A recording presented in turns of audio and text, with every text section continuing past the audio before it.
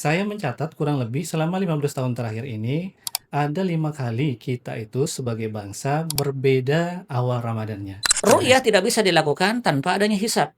Dan hisab untuk menentukan satu keputusan akhir adalah dengan ru'yah. Untuk melepaskan segala perdebatan, maka sebenarnya yang menetapkan itu adalah otoritas. Seperti pemerintah maksudnya. Di sini dalam hal ini adalah pemerintah.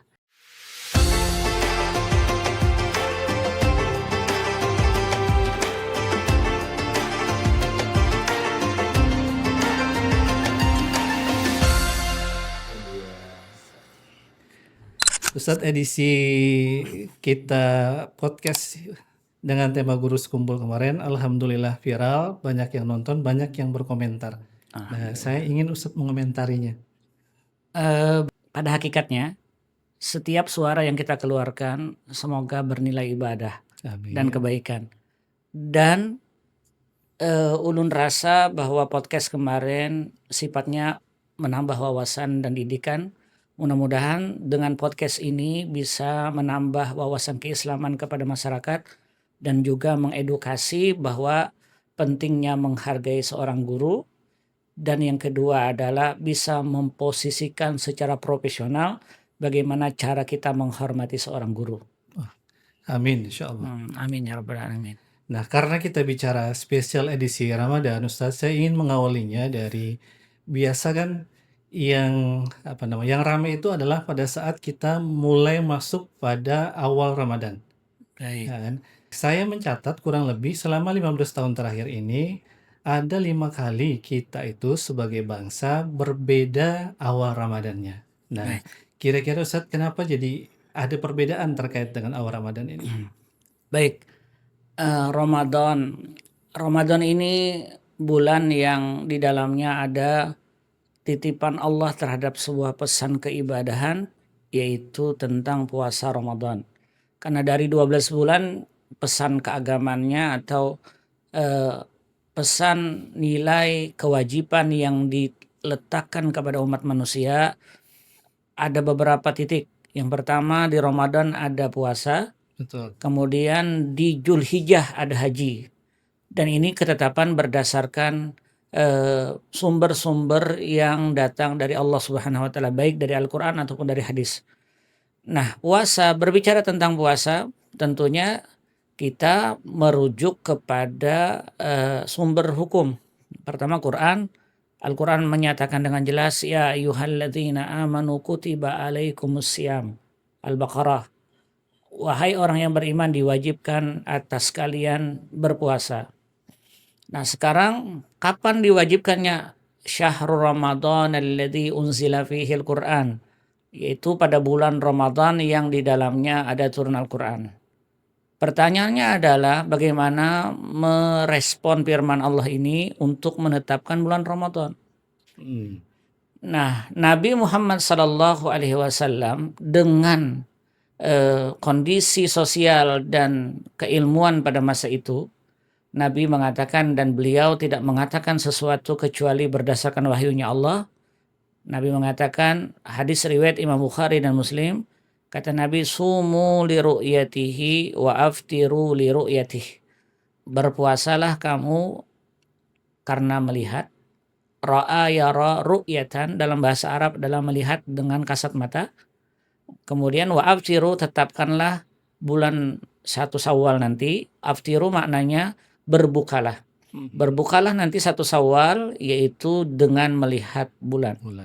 Nah, tetapi yang namanya ini pesan dari zat yang menciptakan alam semesta, tentu indikatornya mengetahui. Wa in gumma alaikum faqdirulah. Nah, ini muncul mulai adanya masalah. Apabila kalian tidak mampu, gumma dalam bahasa Arab adalah terdinding. Rupanya hilal dalam bahasa Arab adalah bulan sabit. Jadi hilal itu dalam tingkatannya, bulan itu dalam bahasa Arab bertingkat-tingkat. Sampai dengan istilah qamar nanti. Qamarun itu adalah bulan purnama. Tapi kalau hilal adalah bulan sabit. Makanya kalau palang merah di Timur Tengah itu gambarnya hilal. Dan bertuliskan hilal. Maksudnya apa? Itu bulan sabit maksudnya. Nah, Di dalam redaksi hadis ini yang diriwayatkan oleh Imam Bukhari, fa in ghumma alaikum, ghumma andai kata terdinding kalian, faqdirulah, maka takdirkan. Nah, di sini muncul interpretasi atau penafsiran dari para ulama apa yang dimaksud dengan takdirkan. Hmm. Pendapat pertama dari pandangan mazhab itu mengatakan yang disebut dengan faqdirulah itu adalah yaitu dengan istiqmal salasina yauman, yaitu menyempurnakan bulan Sya'ban dengan 30 hari. Jika dia tidak mampu melihat, maka kita sempurnakan saja dengan 30 hari bulan Sya'ban, dan tanggal 1 berarti setelah tanggal 30 Sya'ban. Nah, ini pendapat pertama. Pendapat kedua, faqdirulah adalah yaitu dengan cara mengatur atau menghitung pergerakan bulan. Ini yang disebut dengan hisab. Faqdirulah artinya kadarkan. Qaddara yuqaddiru, takdir dalam bahasa Arab itu adalah menentukan. Jadi bulan itu secara ilmu astronomi dia sudah bisa dilacak bagaimana pergerakannya Secara ilmiah. secara ilmiah. Jadi bulan pertama, bulan kedua, bulan ketiga itu yang disebut dengan hisab. Nah, faqdirulah di dalam bahasa kontemporer diterjemahkan, maka hitung saja. Jadi kalau hitung berarti memang dua metodologi ini saling terkohesi atau terintegrasi. Ru'yah tidak bisa dilakukan tanpa adanya hisab. Dan hisab untuk menentukan satu keputusan akhir adalah dengan ru'yah. Contoh seperti orang mengamati dengan pergerakan cuaca. Ada yang disebut dengan perkiraan cuaca. Pergerakan angin, kemudian pergerakan awan dipantau. Apakah daerah ini hujan? Tapi ketika di hari tertentu atau di waktu sesuai dengan analisa, itu belum tentu terjadi sesuai dengan harapan. Nah, itu yang disebut dengan ru'yah, bernilai memutuskan dibandingkan menjadi analisa. Tapi tidak bisa diru'yah kecuali melalui hisab. Jadi hisab ini adalah pendukung terhadap ru'yah.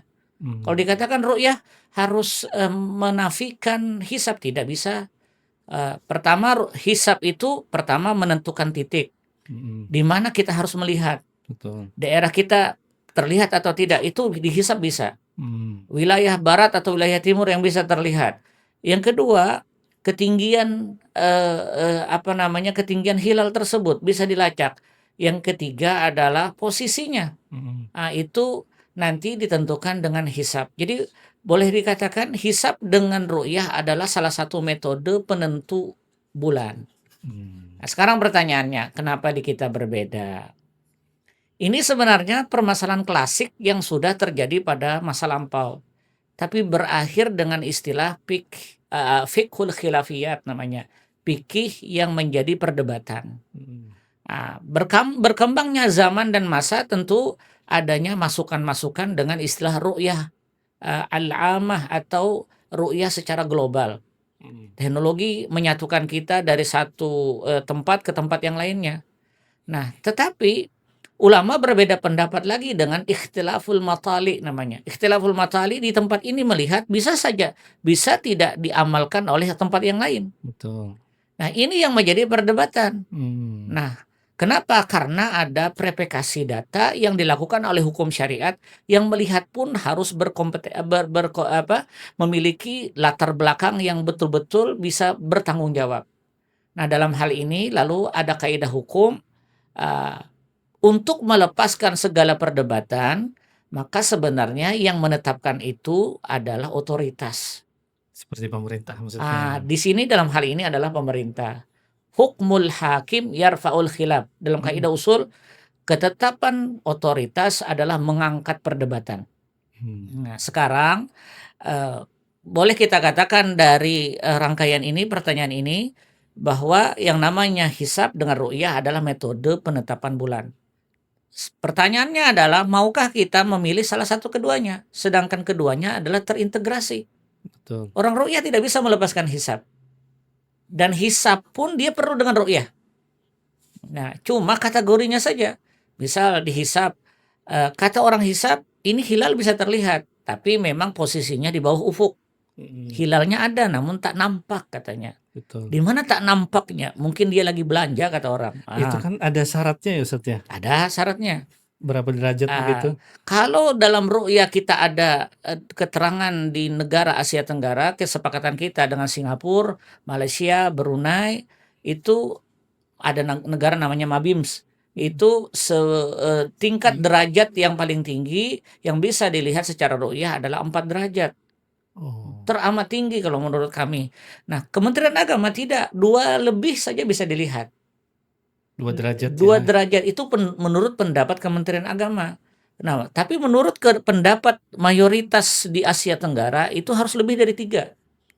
Nah, Jadi ini yang kan kita pakai kadang kesepakatan ini ya. kesepakatan ini. Hmm. Ini yang disebut hasil analisa lalu memunculkan dengan istilah namanya fiqhus sultah. Fiqhus sultah itu adalah fikih otoritas. Orang beragama ada yang melibatkan komponen banyak orang yang dengan banyak orang ini ditentukan penguasa atau otoritas. Contoh, selain penetapan bulan. Misal, ini contoh nih, hadis bicara terhadap hukum jinayat atau kriminalitas. Dalam riwayat Bukhari itu ada seorang perempuan datang kepada Rasul. An-namra'atan ja'at ilan Nabi. Seorang perempuan datang kepada Nabi lalu dia mengatakan, "Ya Rasul, saya berzina." Kata Nabi, "Mana walimu? Ayahmu mana?" "Ayah saya ada." Datanglah ayahnya dibawa perempuan tadi. Nabi berpesan kepada ayahnya, "Ayah, ahsin ilaiha." Berbuat baiklah dengan anakmu. Maksudnya dia sudah dalam kesalahan, jangan dimarahin lagi. Ahsin ilaiha. Bawa dia untuk berbuat baik. Jadi si ayah, si wali ini diperintahkan oleh Nabi untuk berbuat baik kepadanya. Fa'idha waladat, apabila nanti dia telah melahirkan, maka bawa perempuan anakmu ini kepada saya. Hmm. Setelah dia melahirkan, singkat cerita, si ayah membawa kepada Rasul sallallahu alaihi wasallam, lalu dia katakan, "Fa'akim alaihal had." Dirikan kepadanya hukuman. Nabi pun memerintahkan kepada sahabatnya, "Pasudda alaiha siyabaha." Kencangkan pakaiannya untuk siap dirajam. Karena dia adalah wanita yang sudah pernah menikah, akhirnya dirajam. Setelah dirajam, meninggal dunia. Nabi mensalatkannya. Umar menolak untuk mensalatkannya. "Ya Rasul, bagaimana engkau bisa mensalatkannya?" Kata Nabi, andai kata syafaat yang diberikan kepada perempuan ini dibagi-bagi seluruh penduduk Madinah, maka niscaya akan terpenuhi. Karena orang ini menentukan hukum Allah dengan hukuman di dunia. Nah, para ulama berkomentar di sini, ini hadis tidak bisa sembarangan kita laksanakan. Misal, saya adalah tuan guru besar, memiliki banyak murid.